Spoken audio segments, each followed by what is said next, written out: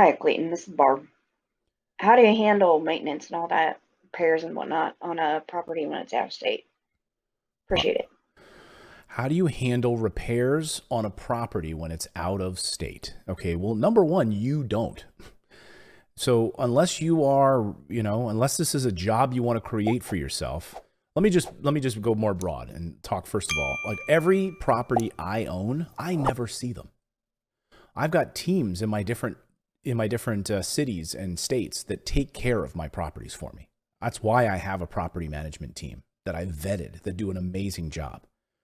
They have a maintenance team. If something, a towel rack is loose or there's a leak on a toilet, I don't ever want that phone call. That's part of business. That's part of being a rental investor. And most people, when they're starting out, they get panicked about little crap like that. Maybe Barb is a little scared about stuff like that.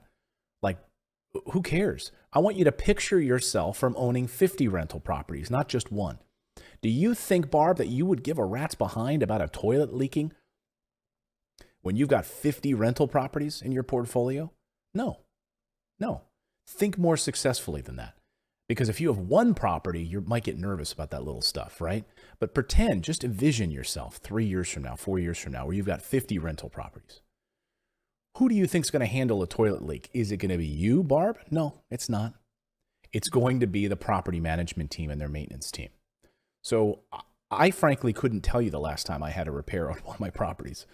Like, we'll get maintenance requests, things will come in monthly. We look at our portfolio, we, look at our expenses, we analyze those things, and our team just handles it. And, maybe every month we make 12 from one property, we make $1,200 in cash flow. Well, maybe this particular month there was a toilet got blocked up or something. And, the maintenance team had to go out and for $30 had to fix it and take care of it. Okay.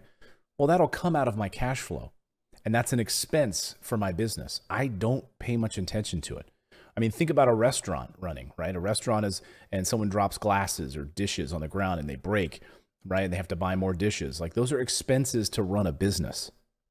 And that's the way that I look at it. So again, if you are an out-of-state investor, which most of our clients are at Morris Invest, I mean, they're all out of state, right? They're getting a great rental property in one of the best rental markets in the country. They don't happen to live in the best rental markets in the country, right? Where we do a lot of our properties, for instance, in West Texas, you're going to get some of the best rental markets in the country. Texas is the most landlord-friendly state in the country. You get the best job growth, income tax, zero. There's a whole bunch of reasons why these particular areas are number one. Do you happen to live there? Probably not. So therefore, you're not going to be driving 2,000 miles every time someone needs like a toilet fixed, right? So that's why you have a property management team. And those property management teams will get 8, 10, 12% of the monthly cash flow from the property. That's their expense, right? They manage 2, 3, 400 doors. They've got a great team. They place the tenant, they screen the tenant, they do the background check on the tenant, all of those things. And if there's a maintenance request that comes in the middle of the night for a leaky faucet or something, they handle it. They dispatch their appropriate team member and they handle it. And if it rises to a certain level where maybe it's over $200, then they would reach out to the owner and say, we have this larger expense. There's a water heater that needs repair or something like that.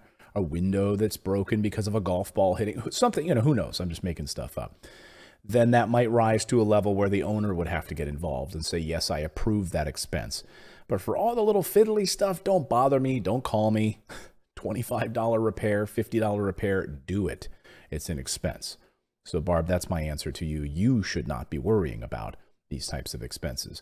The worrying should come at the beginning when you're vetting and getting in the proper property management team to take care of your properties. You can leave us a voicemail question here on the show by going to morrisinvest.com/Clayton. Leave us a voicemail message.